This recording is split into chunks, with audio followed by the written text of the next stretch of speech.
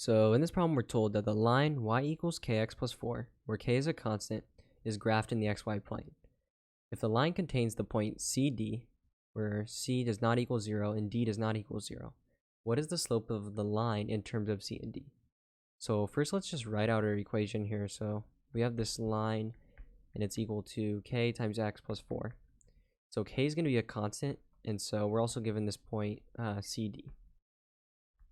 And so the main thing to understand here is that this is just going to be the form y equals mx plus b, right? So what this is going to be, k is going to be equal to m in this form, right? Because it's basically the same thing, it's just mirrored.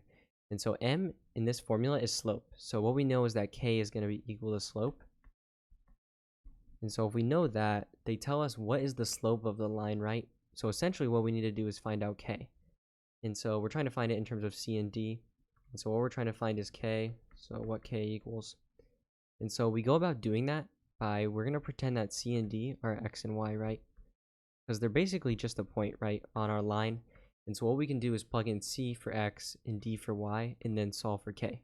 So let's go ahead and do that. So y, which is going to be d, right?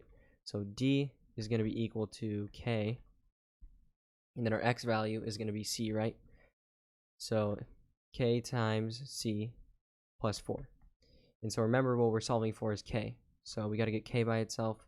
So what we want to do is minus 4 from both sides, right? So we'll have d minus 4 is equal to k times c. So that got rid of the 4. And then we want to get k by itself, so we can divide both sides by c. And so then we'll get that k is equal to d minus 4 over c. So this is going to be k in terms of c and d. And so let's look at our answers and see which of them align with this. So d minus 4 over c. So a is going to be our answer. But let's look at the other ones. B is going to be c minus 4 over d. That doesn't make sense.